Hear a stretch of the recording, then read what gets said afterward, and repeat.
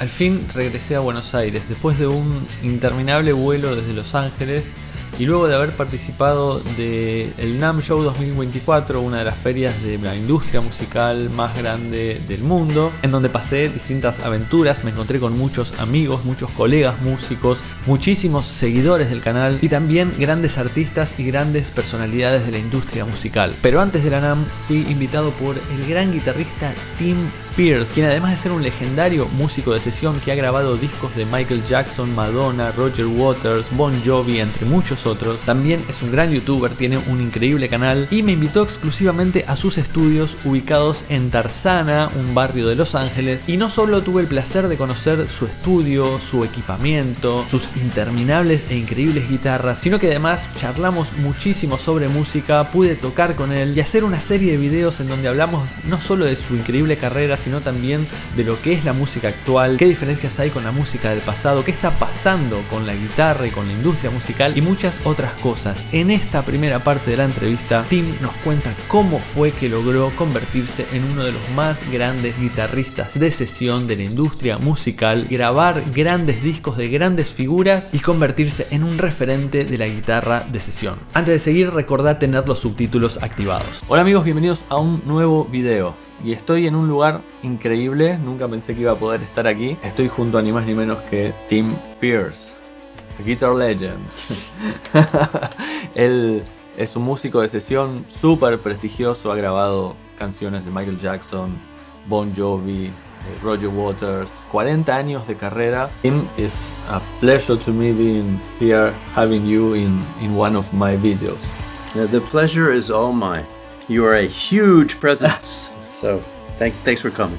No, I appreciate it. First of all, what is a session guitarist? Well, you show up with the right gear and quickly play the right parts for the artist or producer or composer or engineer, and you make their dream come true. Whatever their song is, whatever their composition is, you make it better as quickly as possible. The reason why there's plenty of guitars and gear and amplifier, preamps, because you need to have the right sound for the right song.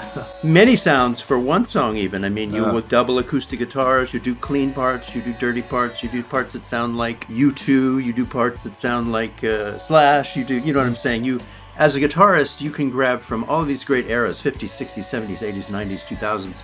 You can grab all of these great eras of music and insert little guitar styles in songs. And that's one of the things that's great about music today, is that you can play guitar in any style and people get really excited, you know, and sometimes it's just a little of it, just a little taste or something, but you can use any style, any sound. But yeah, this is designed for workflow and getting any sound quickly.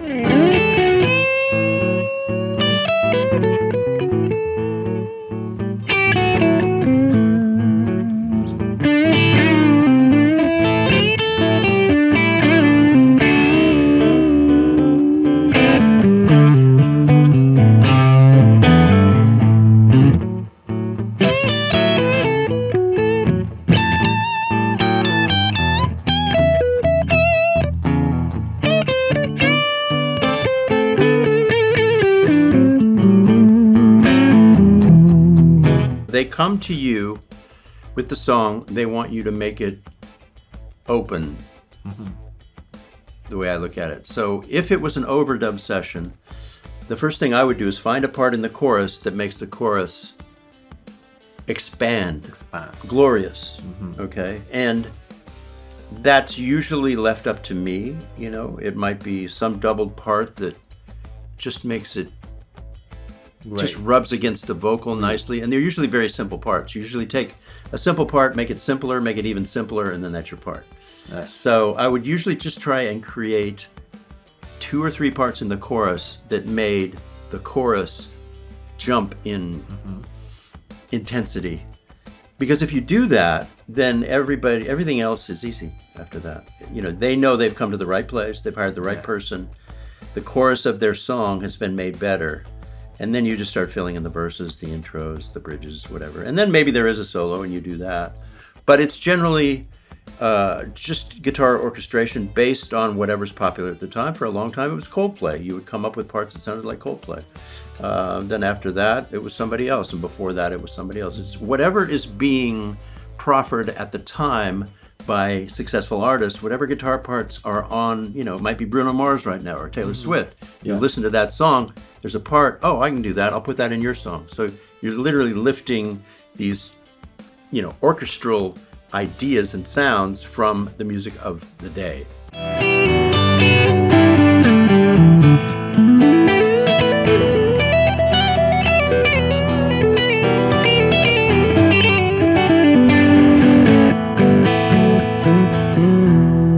Have guitar recording changed? Of course, yes. It's much more wide open. You don't really need studio specialists like you used to. One of the reasons I worked every day is because I was considered a specialist. I could get the job done quickly, had all the right gear, knew what to do.